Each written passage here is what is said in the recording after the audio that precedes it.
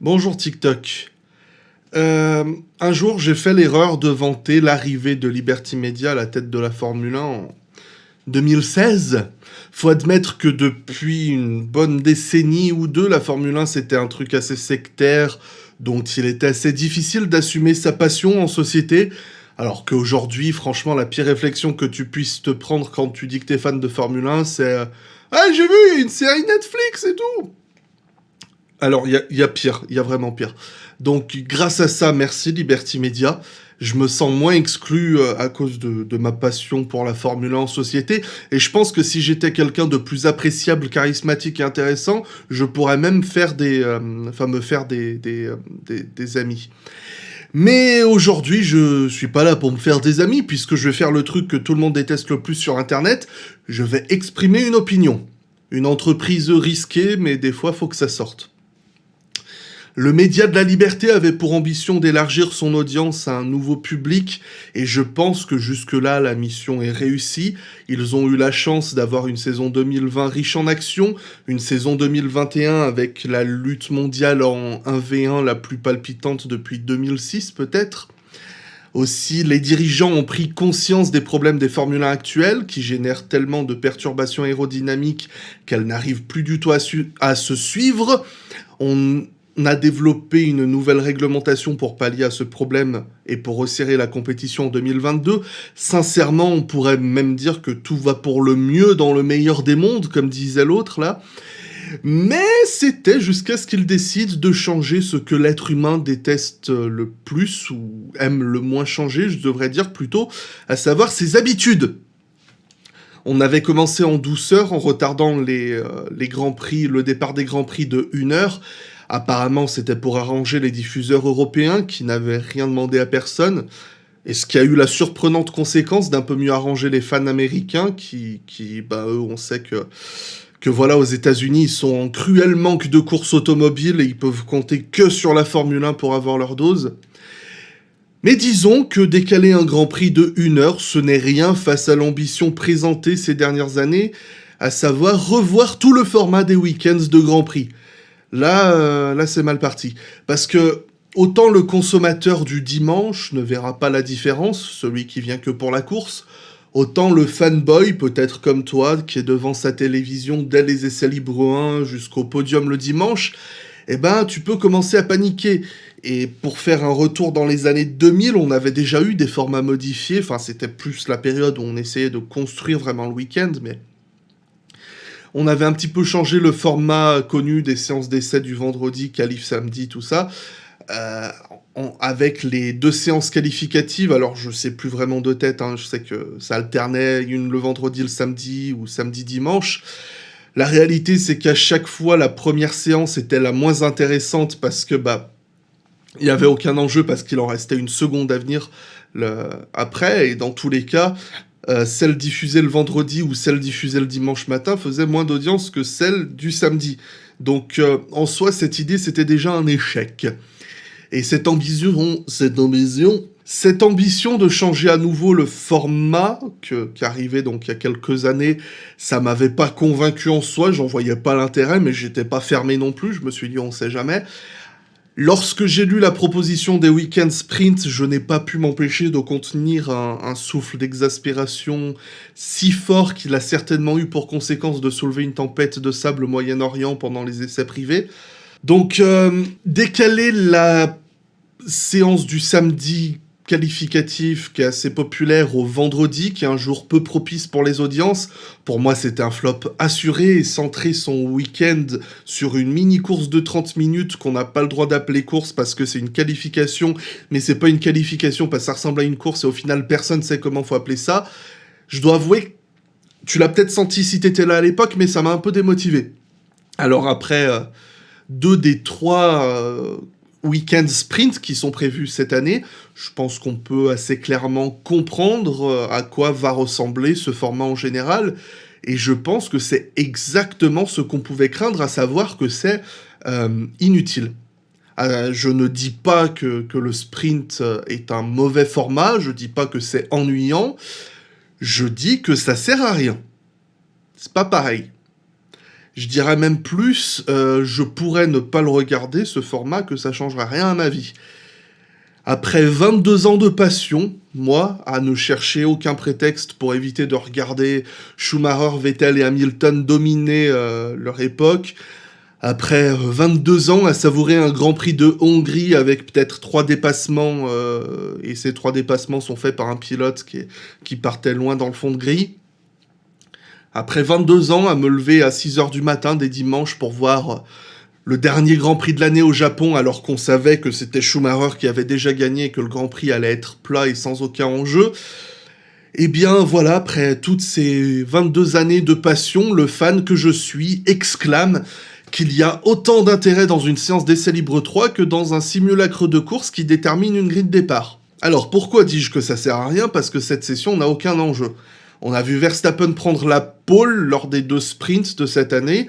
Il a pris la pole sans jamais être le plus rapide sur un tour, ce qui cause un petit paradoxe dans la cervelle des fans de F1, et le tout pour ne terminer aucun de ces 2 grands prix. On a vu Bottas gagner le sprint de Monza, et ce qui a eu à peu près autant d'intérêt que les 3 petits points que ça lui a apporté dans ses rêves de titre mondial, parce qu'on savait qu'il allait partir dernier le dimanche. Alors tu peux défendre avec ce point de vue, la qualification, ça sert aussi à rien, parce que ça n'apporte pas de points du tout, et que, comme pour le sprint, tout reste à faire le dimanche, et tu aurais raison de défendre cela. Pardon, je te tutoie.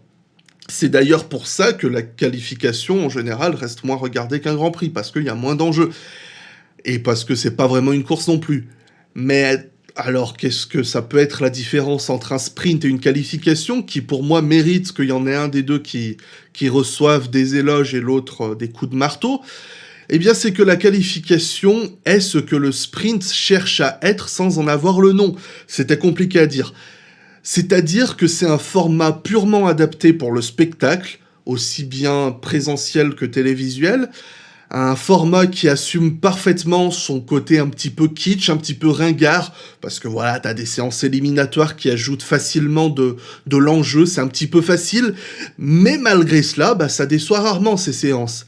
Je sais que certains préfèrent le format qualificatif à un seul tour, et je suis d'accord, c'est un très beau format, mais le format qu'on a actuellement fait le consensus parfait entre la séance qu'on avait au tout début qui faisait 1 heure, et pendant ces 1 heure, il y avait que les 20 dernières minutes qui comptaient parce que tout le monde partait à la fin, et le format des courses des qualifications à un seul tour, qui lui était assez procédural et assez peu dynamique. Donc au final, c'est le meilleur compromis, le format qualificatif qu'on ait, pour les téléspectateurs, pour les spectateurs et pour les diffuseurs. Donc c'est peut-être pas celui qu'on préfère, mais ça reste un meilleur compromis global. La qualification en 3 actes, donc celle qu'on connaît, est une séance qui fait progressivement monter la tension. On commence par classer les derniers, puis à répartir le milieu du peloton, et enfin la pole position. On sait que ce format peut réserver des surprises jusqu'à la dernière seconde, parce que qui s'attendait à voir Bottas partir en pole position à Monza dans les dernières secondes? Enfin, il n'a pas pris la pole, il a battu Hamilton, il a fini premier. Et une fois que cette qualif de Monza, par exemple, était terminée, on avait envie de voir la course. Et de son côté, le sprint, c'est rien de plus qu'un premier relais de Grand Prix de course, quoi. Donc en gros, on a un départ et des premiers tours qui sont souvent intenses. C'est normal parce que les 20 pilotes sont regroupés. Et après, on a des tours de plus en plus processionnels et prévisibles jusqu'au drapeau à damier. Et je ne t'apprendrai rien, mais comme disait madame, le plus important, c'est pas comment tu commences, c'est comment tu finis. Et pour toucher au sujet des perturbations aérodynamiques à Monza qui ont empêché nombre de dépassements, même si nous étions dans l'idéal des Formule 1 de 2022, celles qui peuvent se suivre sans aucun problème, ça n'empêche qu'au bout d'un moment, on se retrouverait malgré tout avec des petits groupes de voitures réunis entre leur niveau de performance. Et quand t'es à peine 1 dixième ou 2 plus rapide que le concurrent qui est devant toi, ça reste toujours aussi difficile de dépasser. Et Pierre Gasly en est témoin, on n'a pas envie de sacrifier une belle position pour le départ de la course en étant trop gourmand lors du sprint. Donc si les perturbations aérodynamiques sont un vrai handicap actuel en Formule 1, elles n'ont pour moi influé en rien sur la qualité de la course, du sprint, pardon. Donc pour synthétiser, dans ce format sprint, on termine la qualification du vendredi avec la hâte de voir si Bottas va arriver à remonter en course suite à sa pénalité, de voir si les McLaren allaient challenger Verstappen, poser une menace à Hamilton, peut-être gagner la course. On avait hâte de savoir si Ferrari allait faire quelque chose à domicile, tout ça. Et on a eu le sprint. Le sprint qui a changé quelques petites positions parce qu'il y a Hamilton qui a pris un mauvais départ, parce qu'il y a Gasly qui est sorti. Mais en 5 tours, 5-6 tours, 7 peut-être, on avait compris que c'était fini, quoi. C'était un premier relais de course, et en général, qui dit premier relais, dit stratégie, et donc arrêt au stand. Ce qu'il n'y a pas en sprint, parce que c'est trop court. Donc toute cette attente de voir la course a été réduite au néant par une mini-course de 30 minutes. Tout ça pour revivre la même chose le lendemain, mais en version longue. Et je n'arrive pas à concevoir que des professionnels qui sont supposés connaître leur métier n'aient pas compris que dans une course, c'est pas toujours le premier tiers qui est le plus intéressant, pardon. On a eu cette année Bahreïn, la fin de course était très intéressante. Bakou, j'en parle pas. Bakou, en plus, c'est le plus marrant parce qu'on a eu la course à 2 tours et ils nous ont fait « Regardez, c'est à ça que ça va ressembler la sprint !» Mais bien sûr que c'est à ça que ça va ressembler la sprint. S'il y avait eu 15 tours de plus à Bakou, ça aurait été aussi chiant qu'une course sprint. C'est juste que c'était les 2 derniers tours et que là, il y avait des gros points à marquer. Donc les pilotes, ils donnaient tout ce qu'ils avaient dans les 2 derniers tours. On a eu la France, les derniers tours qui étaient intéressants avec la remontée des Red Bull. On a eu l'Italie, justement, qui était intéressant dans les derniers tours. Quoique c'était assez processionnel aussi. C'était plus la surprise de savoir si McLaren allait réussir à tenir. Donc voilà. Les premiers relais, c'est pas toujours les plus intéressants, c'est l'ensemble de la course qui peut l'être. Et pour répondre à tous les Jean-Michel, laissons une chance avant de donner un avis, vous avez tout à fait raison, comme disait Mémé, faut pas dire j'aime pas avant d'avoir goûté, mais il faut laisser du temps au format, tout ça, mais bon, vous me passerez l'expression, mais exprimer des opinions consensuelles, ça me fait chier, autant en tant qu'auditeur qu'en tant que locuteur, parce que nuancer un avis, tout le monde peut le faire, et c'est pas en nuançant ses propos qu'on fait avancer un débat, donc je me permets de livrer tout ce que j'ai à dire comme ça sort, et de la manière la plus brutale possible, parce que j'ai pas envie de chercher le consensus. Il y a un moment, je pense qu'il faut dire les choses telles qu'on les ressent. Je l'ai dit de manière assez confidentielle pendant les lives ou sur les réseaux sociaux, mais voilà, c'est toute la communication de la Formule 1 en général qui me débecte. Alors, je vais garder la campagne promotionnelle du fameux tracé urbain le plus rapide du monde avec 74 virages pour plus tard. Je sais plus quel Grand Prix, là, l'Arabie Saoudite. On va garder toutes leurs promos débiles pour plus tard, le temps que je monte un dossier sur le tracé de Montjuïc. Et je veux immédiatement brûler les arguments principaux utilisés par Domenicali, la Formula One Management, tout ça, à savoir rendre les week-ends plus intéressants pour les fans. C'est ce qu'ils veulent faire. Alors, Stefano, on n'a pas besoin de changer le format pour rendre les week-ends plus intéressants. Ce que vous faites, c'est essayer de coller du ruban adhésif pour réparer une fuite d'eau. Donc, à la rigueur, si tu changeais les sessions d'essai, ça pourrait marcher, parce qu'on a vu que moins il y a d'essais, mieux c'est. Je dois avouer quand même pour le sprint, l'un des trucs bien, vraiment bien, c'est justement la qualification du vendredi, parce qu'il y a eu tellement peu de roulage avant que la séance de qualif du vendredi, elle est encore mieux.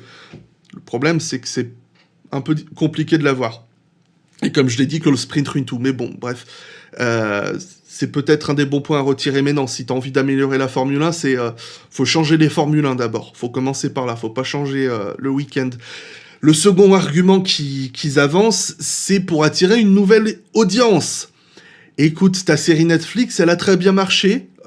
Et pour avoir lu les commentaires, parce que je fais semblant de lire je lis les commentaires qui en description, enfin sous les vidéos, pour avoir échangé directement avec des fans Netflix. Je sais que ces gens existent. J'ai parlé avec eux, donc si vous ne saviez pas qu'ils existaient, je vous le confirme en tant que fan. Comme je le disais, passionné depuis 22 ans, les fans Netflix existent. Ce sont de vraies personnes et c'est pas des débiles comme vous pouvez le penser. Enfin, si, un peu, mais pas trop, tu vois. Non, on coupe, on coupe. Ce que je veux dire, c'est que après avoir échangé avec ces nouveaux fans qui arrivent grâce à Netflix, ou même qui arrivent tout juste récemment, je suis convaincu que tous ces nouveaux fans sont autant capables d'apprécier l'aspect processionnel d'un Grand Prix pour s'intéresser au développement d'une stratégie de course, sans avoir besoin de vivre une version courte sans aucun enjeu pour être diverti. J'ai même tendance à penser qu'au contraire, ça va mettre à l'épreuve l'envie des jeunes fans de s'investir en abusant de leur patience. Parce que, au lieu de regarder un Grand Prix chiant, ils en regardent un Grand Prix chiant un tiers, tu vois. Et je voulais aussi aborder le fait que, voilà, Dominique Ali disait récemment que la Formule 1 a besoin de changer pour attirer une nouvelle audience. Alors je vais être un petit peu dur, mais la Formule 1, c'est un sport qui est un peu complexe à apprécier. Et les gens de ma génération, voilà, sont statistiquement plus débiles que ceux de la génération précédente.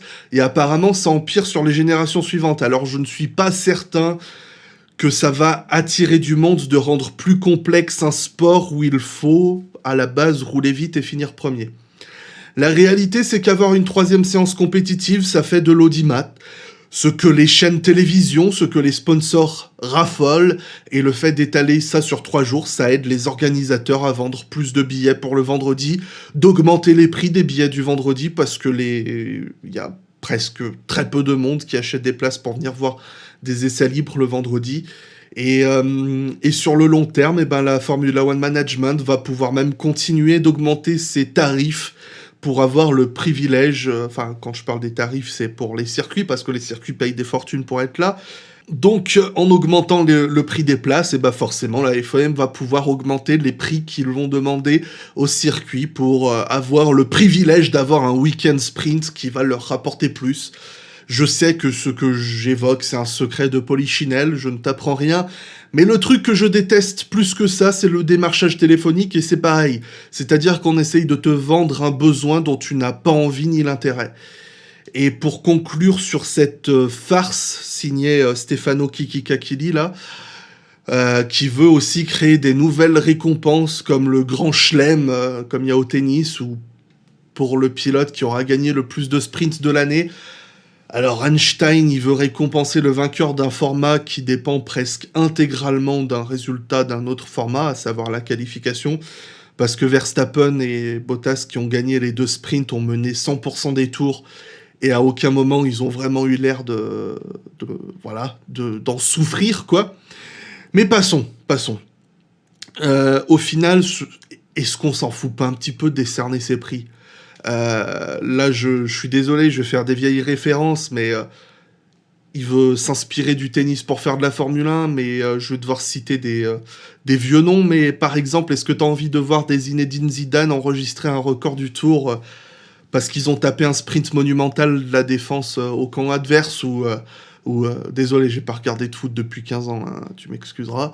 Ou alors Federer qui signe une balle de pole position parce qu'il a fait le record de vitesse pendant un échange. Alors je sais que je vais chercher un peu l'absurde dans ce que je cherche à exprimer, mais pour moi ça l'est tout autant que ce qu'il cherche à faire. Déjà en Formule 1, moi tu me parles de Grand Chelem, je pense à Jim Clark qui détient toujours le record, à savoir pole position, course menée de bout en bout, meilleur tour et victoire. Jimmy, c'est toujours toi qui as le record à 8, et je pense qu'on parle pas assez de Jim Clark parce qu'il est trop stylé. Donc faut parler de Jim Clark au lieu de chercher à créer des nouveaux prix.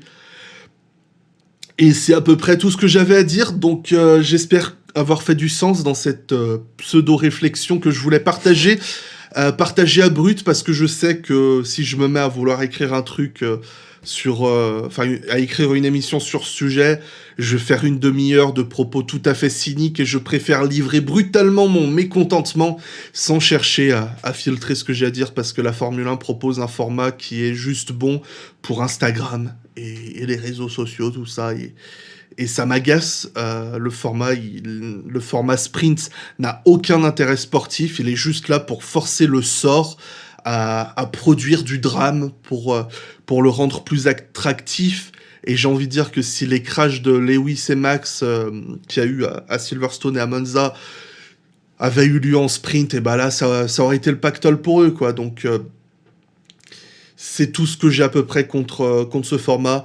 Je ne me prétends pas plus intelligent que ce que je ne le suis, loin de là, parce que j'ai conscience de la réalité des choses. Et je n'aime pas non plus être pris pour un débile, en tout cas pour plus débile que je ne le suis vraiment, par des dirigeants qui veulent nous faire croire qu'ils cherchent à satisfaire un public qu'ils ne comprennent pas, hein, alors que c'est juste une question de merde, comment on dit de pognon, voilà, de pognon. Et pourtant, j'ai rien hein, contre les compagnies qui veulent faire de la tunasse. C'est comme ça que le monde fonctionne, mais je refuse que ça vienne au détriment d'un sport qui a toujours fait partie de ma vie de fan et qui me permet aujourd'hui de m'en mettre moi aussi plein les... Enfin, je veux dire, de partager des avis avec des gens sympas sur Internet. D'ailleurs, n'oubliez pas que vous pouvez faire un don dans la description ou souscrire à la chaîne. Non, plus sérieusement, je vais évidemment regarder le prochain Weekend Sprint avec un regard naïf, rempli d'espoir, l'espoir de pouvoir dire à quel point je me suis trompé, mais en attendant, je vais continuer de défendre que tout autant que le format n'est pas mauvais à voir, et que j'entends parfaitement que certains d'entre vous puissent l'apprécier, ce format reste pour moi une mascarade médiatique au mieux et au pire une insulte envers les fans et une totale démonstration de leur incapacité à comprendre leur public. Si rien ne change pour 2022, je suis même capable de prédire que je vais le zapper purement et simplement. Je regarderai vite fait le résumé plus tard, tu vois. J'ai autre chose à foutre que de perdre mon temps devant un truc d'une demi-heure qui ne fait que me gâcher mon week-end de Formule 1. Et gâcher tout ce que la qualification a construit, parce que j'aime le format actuel et je trouve que le format actuel, le format sprint a tendance à tout gâcher. Voilà, c'était moi qui gueulais pendant 2 minutes, donc je vais m'arrêter là. Je vous remercie de m'avoir écouté aussi longtemps. Je sais pas comment vous avez fait, mais on se retrouve bientôt. Je sais pas du tout quand ça va sortir, donc voilà, je dis bisous.